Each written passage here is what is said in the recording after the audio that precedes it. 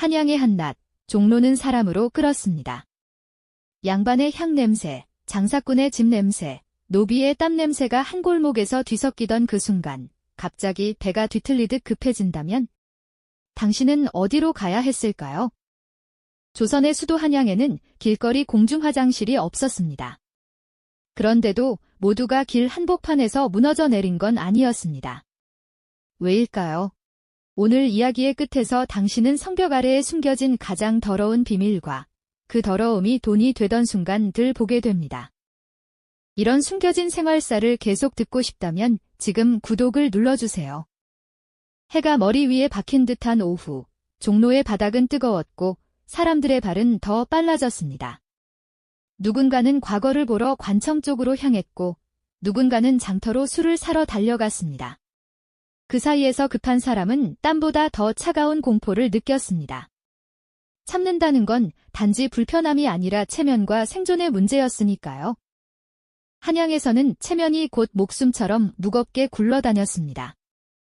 집안의 화장실은 대개 집 뒤편 구석에 따로 있었습니다. 뒷간이라고 불리던 그곳은 바람이 잘 통하는 곳에 놓였습니다. 물로 씻어내리는 시설이 없으니 냄새가 집 안으로 들어오는 순간 그 집의 하루 전체가 무너졌습니다. 구덩이를 파고 판자를 얹고 구멍을 내어 앉거나 쪼그리고 해결하는 단순한 구조였지만 그 단순함이 오히려 더 노골적이었습니다. 양반집의 뒷간은 조금 달랐습니다. 창을 내어 환기를 하고 지붕을 얹어 비와 눈을 막았습니다. 어떤 집은 바닥에 돌을 깔고 겨울이면 작은 화로를 들이기도 했습니다. 하지만 서민의 뒷간은 울타리만 대충 세운 경우가 많아 비가 들이치고 눈이 쌓였습니다. 새벽에 뒤로 나가는 길은 어둠과 추위와 두려움을 함께 밟는 길이었습니다. 이제 길거리 이야기로 들어가겠습니다. 한양은 사람은 많고 공간은 좁았습니다. 그래서 급한 순간 선택지는 세 갈래로 갈렸습니다. 첫째, 돈을 내고 주막이나 객주로 들어가는 길. 둘째, 아는 집 문을 두드리는 길. 셋째, 정말 막다르면 성벽 아래나 개천과 같은 한적한 곳을 찾는 길. 문제는 세 번째 길이 한양의 그림자를 가장 짙게 만들었다는 점입니다. 첫 번째 길, 주막과 객주는 먹고 자는 곳이기도 했지만 손님을 위한 뒷간이 있었습니다. 하지만 그 문은 누구에게나 열려있지 않았습니다. 술 한 사발이라도 사야 했고 밥 한 그릇이라도 시켜야 했습니다. 그냥 급하다고 들어가면 주인은 눈으로 먼저 값을 먹였고 문턱은 갑자기 칼날처럼 높아졌습니다. 종로에는 뒷간 사용료를 받았다는 이야기도 전해집니다. 술도 안 마시고 뒷간만 쓰려는 사람에게 돈을 받았다는 거죠. 액수가 정확히 남지 않아도 분위기는 선명합니다. 급한 사람은 계산할 여유가 없고 주인은 그 약함을 알아봅니다. 그래서 종로의 사람들은 주막 앞에서 잠시 멈추며 속으로 계산했습니다. 내 주머니가 지금 내 체면을 살릴 수 있는지 말입니다. 두 번째 길은 사람의 마음에 기대는 길이었습니다. 동네에 아는 집이 있다면 문을 두드려 사정을 말하고 잠깐 빌릴 수 있었습니다. 낮에는 그나마 쉬었지만 밤은 달랐습니다. 낯선 사람이 문을 두드리면 도둑을 먼저 떠올렸습니다. 어느 선비가 과거를 보러 한양에 올라왔다가 길에서 급해졌다는 이야기가 있습니다. 그는 아는 집이 없어 큰 기와집 문 앞에서 망설이다가 결국 두드렸습니다. 하인이 누구냐고 묻고 안으로 들어가 주인에게 물었습니다. 선비는 문 앞에서 등을 땀에 적시며 기다렸습니다. 잠시 뒤 허락이 떨어졌고 그는 그 집의 이름을 마음속에 새겼습니다. 조선의 뒷간은 때로 사람의 인생을 구하는 작은 은인이 되기도 했습니다. 세 번째 길은 기록 속에서 가장 자주 문제로 떠오른 길이었습니다. 성벽 아래, 숲이 있는 쪽, 무덤 근처, 그리고 개천가.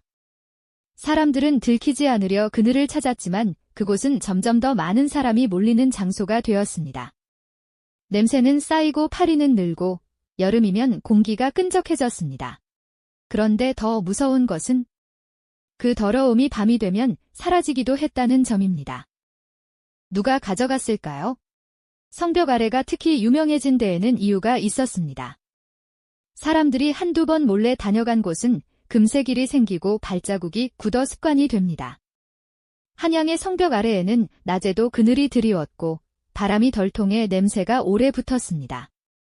지나가는 사람들은 소매로 코를 막고 걸음을 재촉했지만 급한 사람은 그곳을 외면할 수 없었습니다. 그 순간 인간은 체면보다 숨을 먼저 고르는 동물이 됩니다. 왕조의 기록에도 성벽 아래가 너무 더럽다는 말이 남았습니다. 단속하라는 명령이 내려오고 순라가 더 자주 돌았지만 사람들은 멈추지 않았습니다. 금지된 곳이 된다고 급함이 사라지는 것은 아니기 때문입니다. 오히려 단속이 강해질수록 사람들은 더 깊은 그늘을 찾고 더 빠르게 움직였습니다. 그래서 성벽 아래는 점점 더 숨겨진 도시의 배수구처럼 변해갔습니다. 개천가도 마찬가지였습니다. 물이 흐른다는 사실이 사람들에게 기묘한 안심을 줬습니다. 비가 오면 씻겨 내려가겠지? 문제를 미루는 가장 달콤한 변명이었죠. 하지만 비가 오지 않는 날은 달랐습니다. 여름 햇볕 아래에서 개천과 공기는 눅눅해지고 파리는 들끓었습니다. 그때의 한양은 아름다운 궁궐의 도시이면서 동시에 냄새가 계단처럼 퍼져오르는 도시였습니다. 사람들은 병을 두려워했지만 병의 원리를 알지 못했습니다.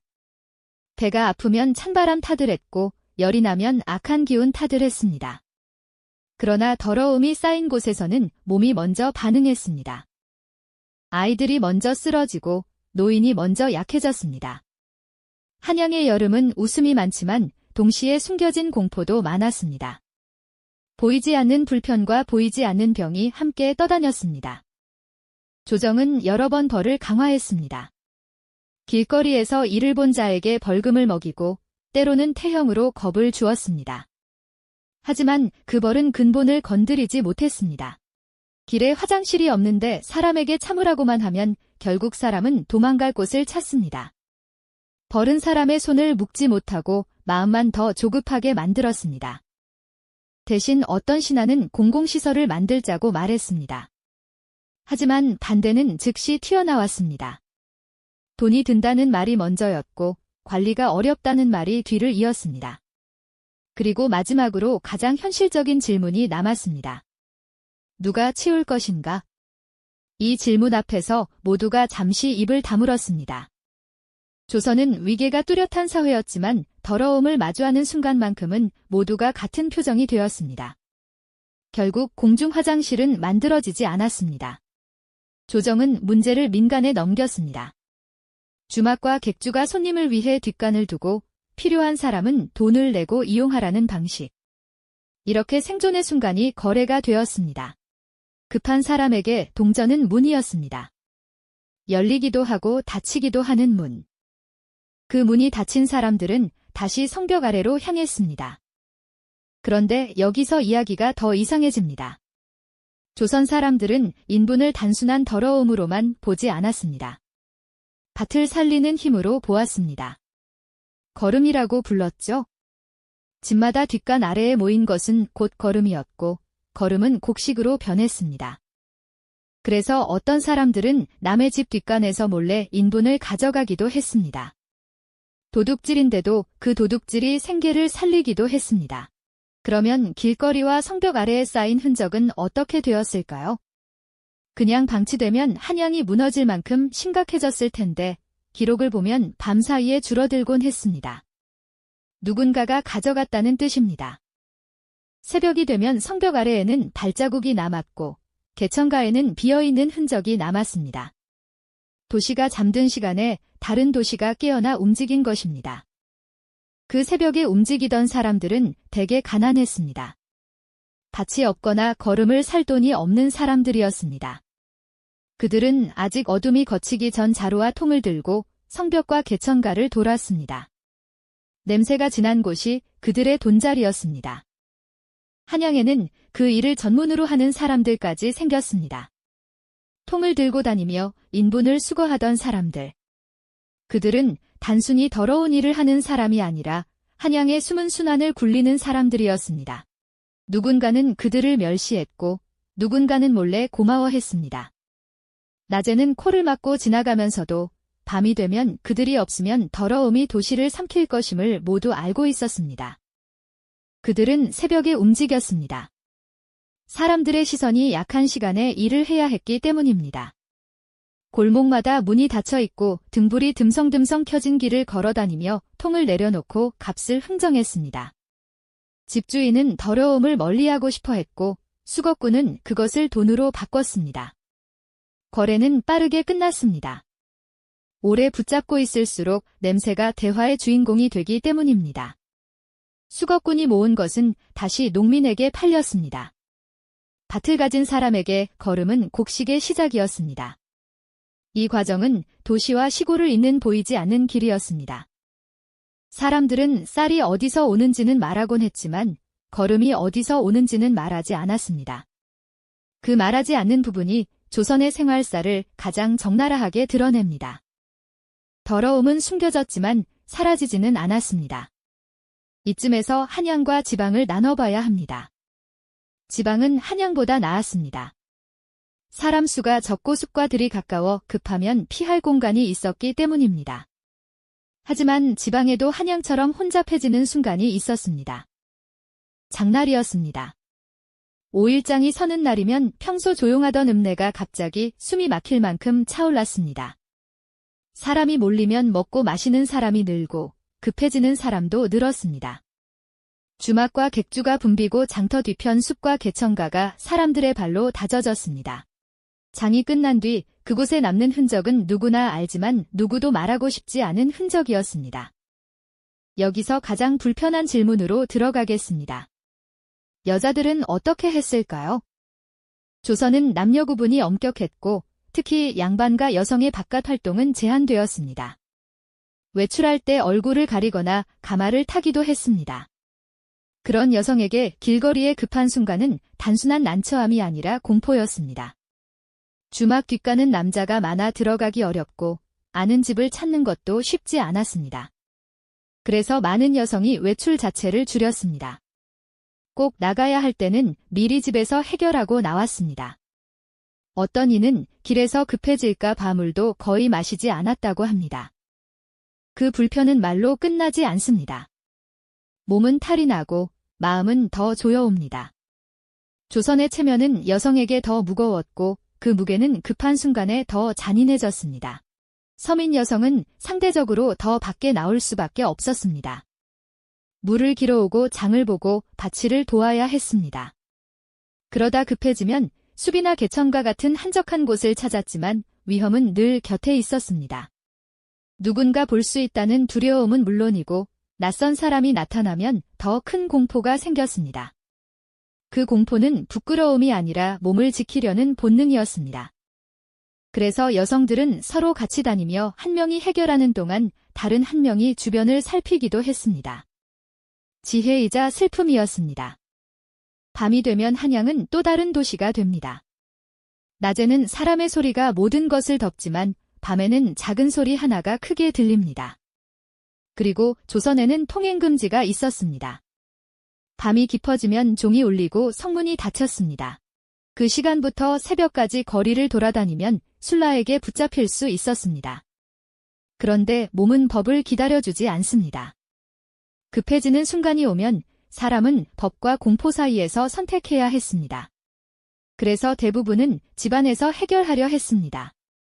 하지만 집의 뒷간은 바깥에 있었고 밤의 뒷간은 낮과 달랐습니다.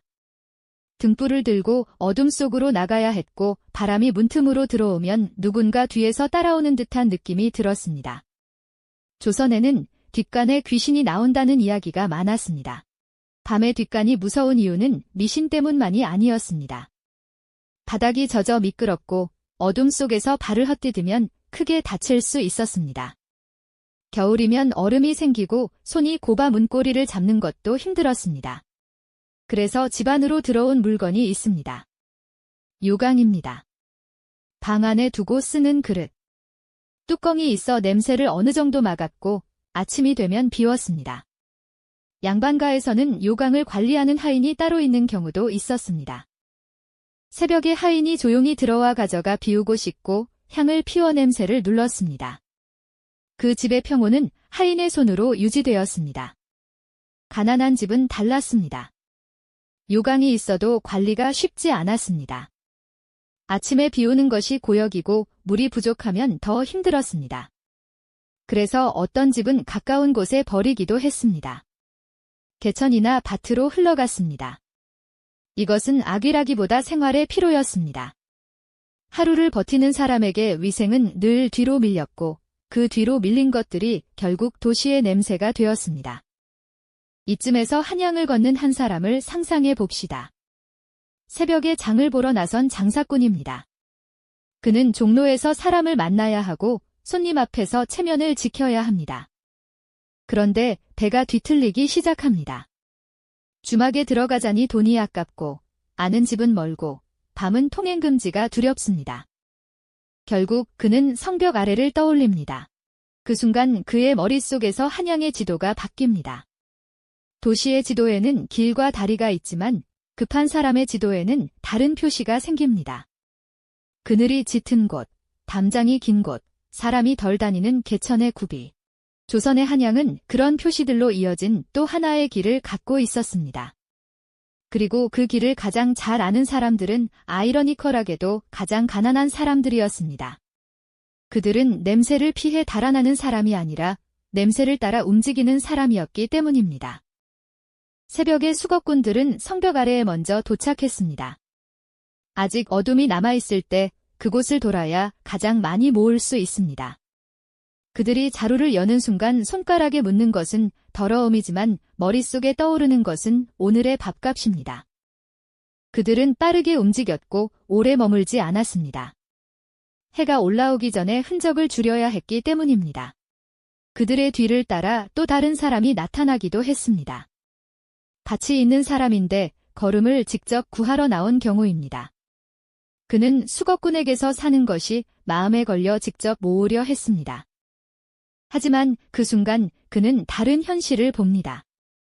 성벽 아래에서 거름을 구하는 것은 돈의 문제가 아니라 인내의 문제였습니다. 냄새와 파리와 부끄러움을 견딜 수 있느냐의 문제였습니다. 여기서 한양은 잔인한 대비를 보여줍니다. 낮은 화려한 옷과 거래의 소리로 가득하지만 그 아래의 어두운 구석에서는 사람이 가장 원초적인 일을 해결하고 또 누군가는 그것을 주어 생계를 잇습니다. 도시가 하루를 굴리기 위해 필요한 일들이지만 도시의 중심은 그 일을 보지 않으려 했습니다. 시간이 흘러 조선을 방문한 외국인들이 한양 거리를 기록하기 시작했을 때 그들의 글에는 반복되는 문장이 있습니다. 나라는 아름답지만 거리는 더럽다. 궁궐의 단정한 지붕선과 시장의 활기를 칭찬하면서도 성벽 아래와 개천가에서 풍기는 냄새에 충격을 받았습니다. 그들은 묻습니다. 왜 정부가 이것을 방치하는가? 그러나 조선 사람들의 시선은 조금 달랐습니다. 모든 사람이 그렇지는 않았지만 많은 이들에게 그것은 완전히 버려야 할 것이 아니라 모아야 할 것이었습니다. 밭을 살리는 거름이라는 생각이 있었기 때문입니다. 그래서 밤사이에 사라지는 흔적을 보며 사람들은 묘하게 안심하기도 했습니다. 누군가가 가져간다면 결국 밭으로 갈 것이고 밭에서 곡식이 나올 것이기 때문입니다. 더러움이 순환으로 바뀌는 논리였습니다. 하지만 순환이 늘 아름다운 것은 아닙니다. 순환이 성립하려면 누군가 그 과정을 감당해야 합니다. 새벽에 수거꾼들이 그 역할을 했고 그 대가로 멸시와 동전을 함께 받았습니다. 어떤 집은 그들이 골목에 들어오지 못하게 하기도 했습니다. 그러나 또 어떤 집은 몰래 그들을 기다렸습니다. 뒷간이 가득 차면 그 집의 일상은 멈추기 때문입니다. 그 멈춤을 막기 위해 사람들은 현실적인 선택을 합니다. 돈을 내고 처리하거나 직접 퍼내거나 아니면 누군가에게 맡기거나. 조선의 도시는 이런 선택들이 층층이 쌓여 돌아갔습니다. 겉으로는 예법과 질서가 보이지만 그 아래에는 손이 더러워지는 노동이 있었습니다. 이쯤에서 우리는 이렇게 묻게 됩니다. 만약 조선이 공중 화장실을 만들었다면 무엇이 달라졌을까요? 길이 깨끗해졌을까요? 병이 줄었을까요? 여성이 더 자유롭게 움직일 수 있었을까요? 상상은 쉽지만 현실은 복잡했습니다. 돈과 인력과 인식과 기술이 그 상상을 현실로 만들기엔 부족했습니다. 그래서 조선은 해결이 아니라 적응을 선택했고 그 적응은 사람들의 몸과 도시의 구석에 쌓였습니다. 그리고 지금 우리는 너무 쉽게 눌러버립니다. 표지판을 보고 문을 열고 물을 내리는 세계가 얼마나 최근에 만들어졌는지 모른 채로요. 조선의 한양에서 급한 순간은 수치와 공포와 거래의 문제였습니다. 주막의 문턱은 돈이었고 이웃의 문턱은 신뢰였으며 성벽 아래는 도시가 숨기는 마지막 구멍이었습니다. 그리고 그 구멍으로 떨어지는 사람은 늘 가장 약한 사람들이었습니다. 이제 마지막 질문을 남기며 끝내겠습니다. 우리는 오늘도 어떤 불편을 원래 그런 것지라 넘기고 있습니까? 누구에게는 작은 불편이, 누구에게는 생존의 공포가 될 수 있습니다. 조선의 성벽 아래가 그랬듯이 말입니다. 이 이야기처럼 숨겨진 역사 속 어두운 생활사를 더 듣고 싶다면 좋아요와 구독, 그리고 댓글로 다음 주제를 남겨주세요. 구독과 좋아요는 다음 이야기 제작에 큰 힘이 됩니다. 그리고 다음에 종로를 걷게 된다면 잠깐만 생각해보세요. 우리가 밟는 이 길 아래 과거에 숨겨진 도시가 아직도